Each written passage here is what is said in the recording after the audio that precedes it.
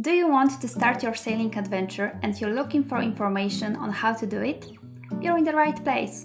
In this episode, I will show you how to get your first sailing license based on my experience.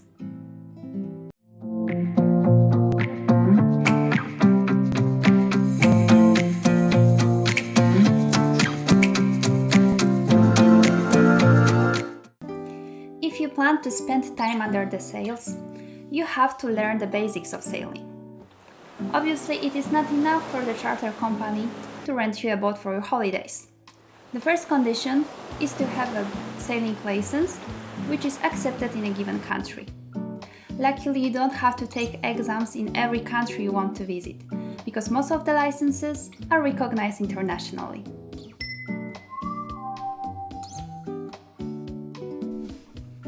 It depends on your plans. If you know that you will charter a boat only in one country you like, sign up for a local course. But if you would like to visit more places, it's worth considering an international permit. It is possible that the license from your homeland is recognized internationally. Find out, because in that case, the language barrier on the exam would no longer be a problem.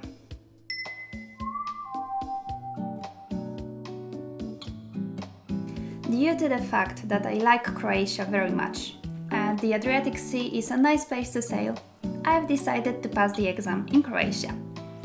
You can take this exam in English, which is its big advantage. This license allows you to sail on Croatian waters on yachts up to 30 tons, which looks more or less like this. Surely enough for a sailing trip for several people. In addition, Croatia has a lot of lovely islands, so you can easily spend a few seasons there. There are some quiet coves for swimming with children, but also lively marinas where the party never stops.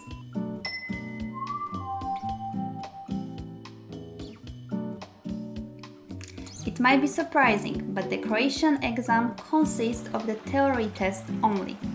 It is not required to complete certain number of hours aboard, like it is in other countries.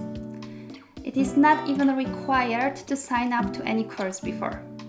The only thing you have to do is to register in Captain's office and pay the fee, which is around €150. You will also need some photos of you in a standard document format.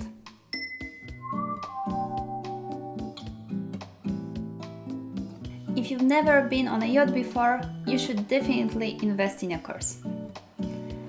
Thanks to that, you will catch up some sailing skills and you will get used to being on board. If you're already quite experienced, you can try to pass without taking the course. However, I believe it's good to undergo training in Croatia to learn the regulations, because this is what you should focus on. Moreover, this is the school who will sign you up in the captain's office. This will show the committee that you take it seriously.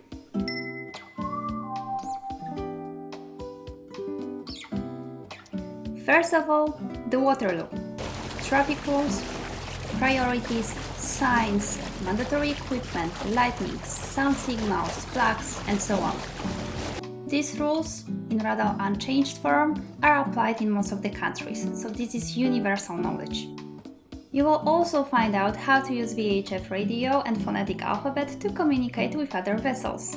Another part of training is using of nautical chart. You will learn how to put the boat's position on it and how to set the course. You don't have to buy any books or study beforehand. All the materials should be provided by your school, and 1 week is enough to acquire all the necessary skills.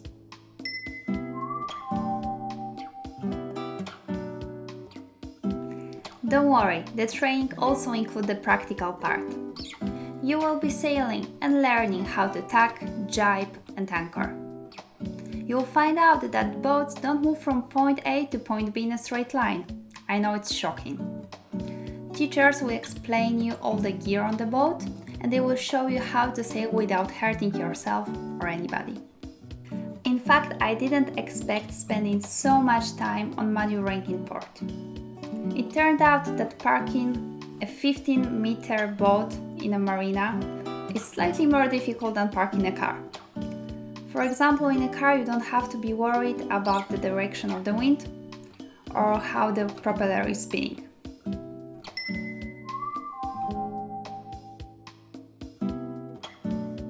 I recommend to not show up late. All the people registered for the same day came to the captain's office in the same time. One of the examiners checks the list at the very beginning. Then you wait for your turn. Usually, there are several people in the committee. Each of them asks 1 or 2 questions.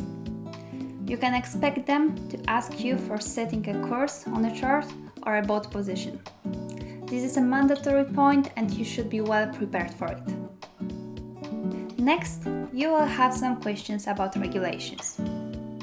Who's got the priority in the given situation? What do you do when you see a sign like this on the water? How do you behave when you hear this signal? How do you call for help on the radio? You should also recognize the type of vessel based on its lighting. The atmosphere is quite relaxed, so there is nothing to stress about. Of course, it doesn't mean that you can wear your holiday outfit. I strongly advise you against this, because the committee might prevent you from taking the exam. So it's better to take some more official clothes with you. So that's it. Make sure to properly celebrate your first sailing license. In the next episodes of this mini-series, I will share with you some tips on how to organize your first sailing vacation, what to expect on a cruise and how to prepare for it. Check out the previous video to find out how to start sailing if you've never been on a boat.